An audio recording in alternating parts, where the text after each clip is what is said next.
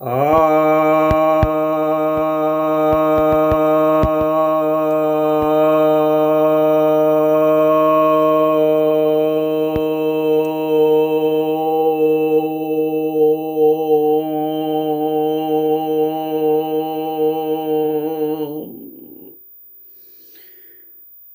भक्तजनों को सप्रेम नमन।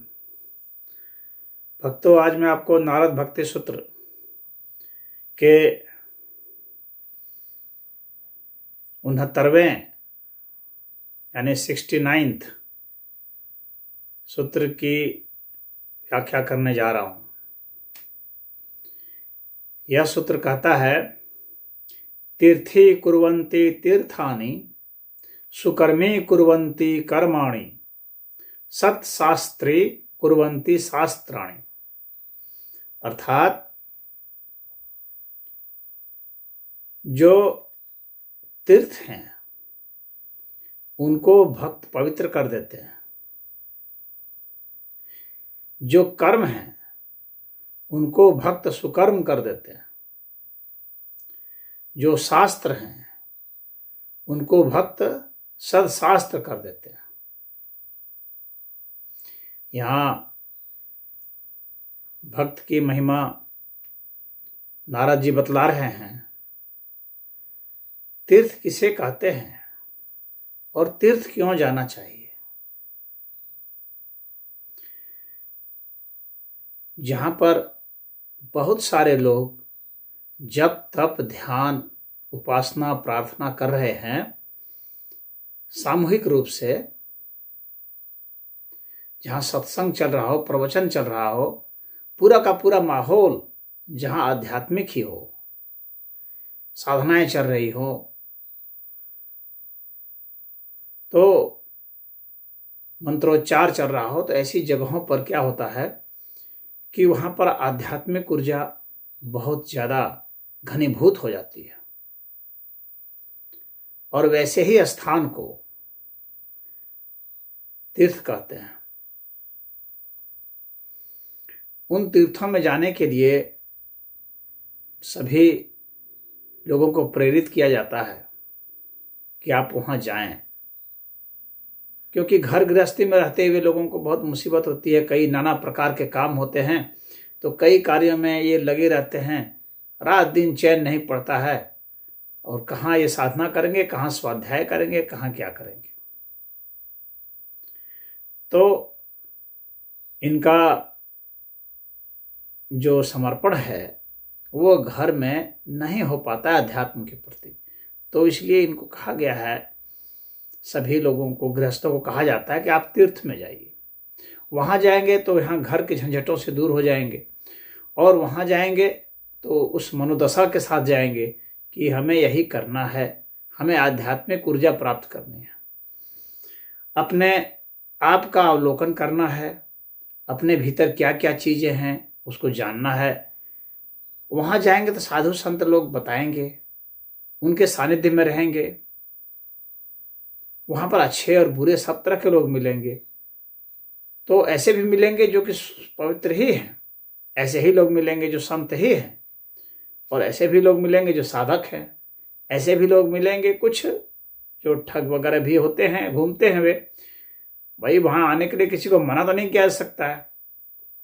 तो तीर्थ में कुछ ऐसे भी आ जाते हैं बैड एलिमेंट्स, जो कि सोचते हैं कि किसी का चुरा लें, कुछ ठग लें, भाग जाएं। तो वैसे लोगों पर कोई ध्यान नहीं देना है।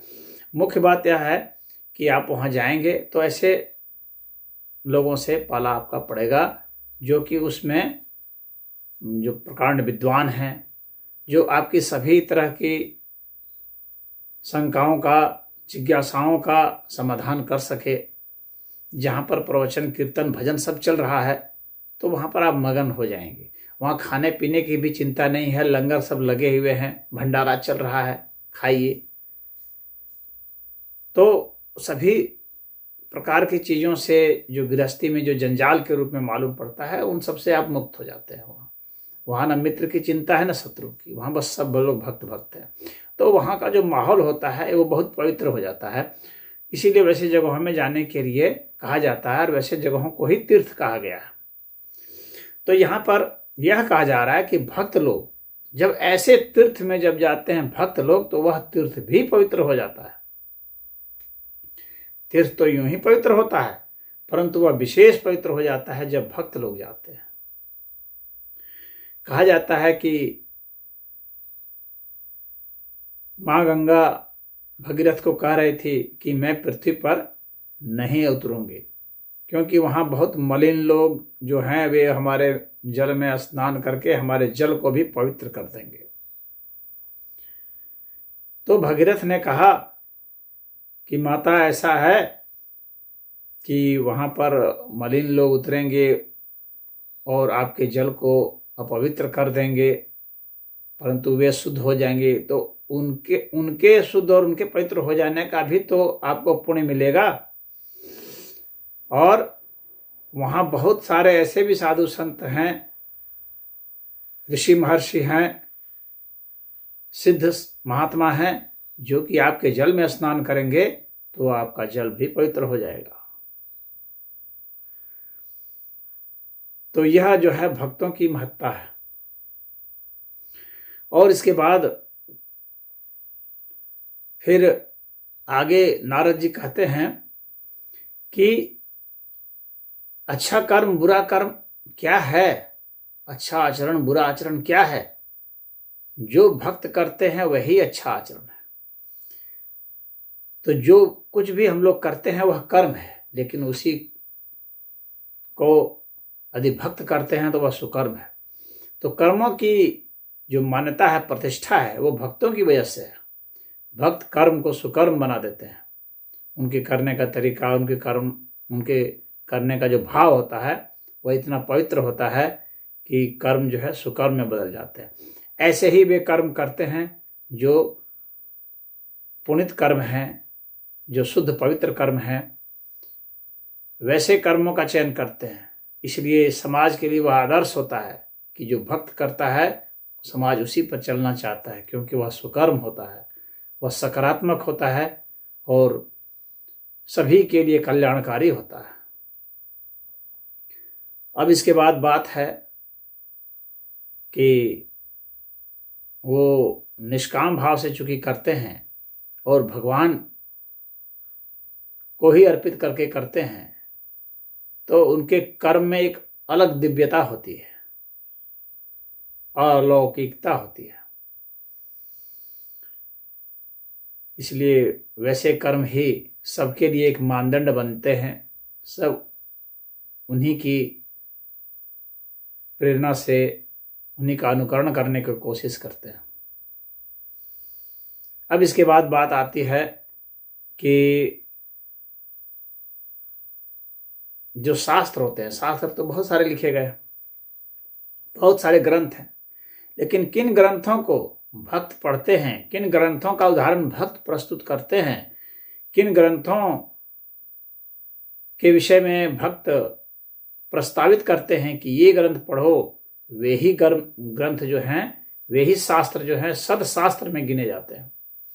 शास्त्र तो बहुत लिखे गए हैं, लेकिन सदशास्त्र में गिनती उन्हीं की होती है जो भक्त की नज़रों से गुजरने के बाद जो सही सिद्ध होते हैं, त्रुटि रहित सिद्ध होते हैं, ईश्वरीय सिद्ध होते हैं, आध्यात्मिक सिद्ध होते हैं।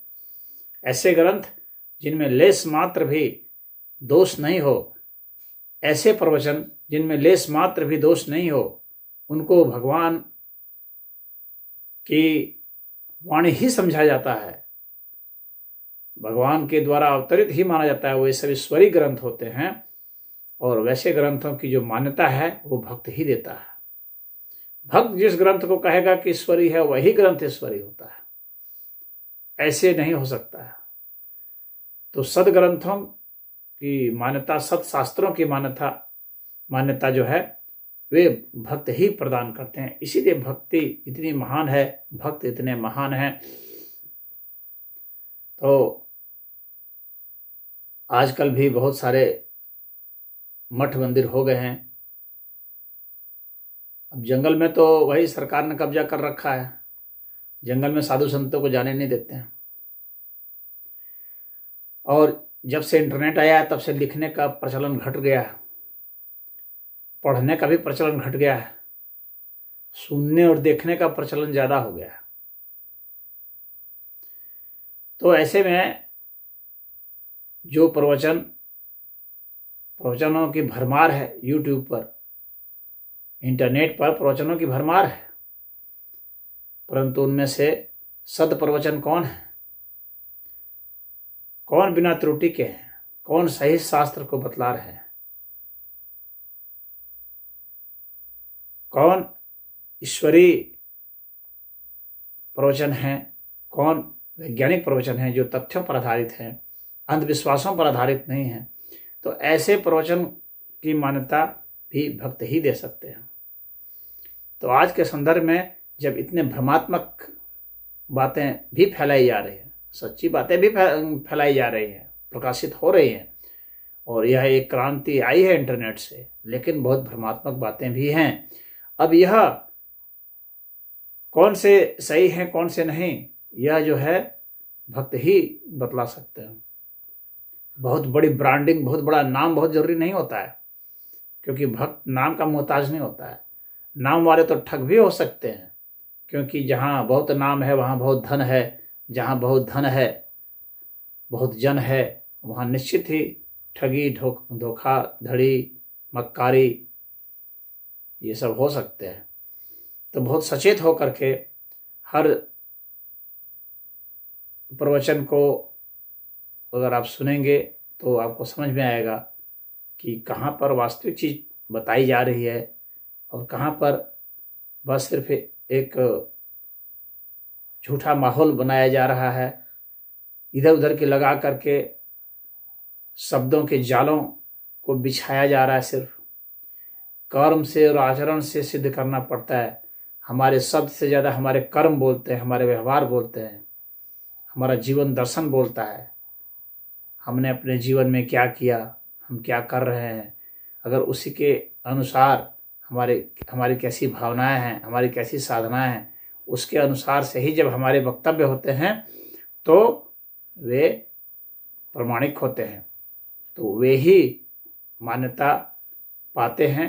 और यह भक्त ही है जो ऐसे संतों को भी मान्यता देता है। वो भक्त ही है जो ग्रंथों को मान्यता देता है और साधकों को भी मान्यता देता है। तो आज इतना ही। ओम।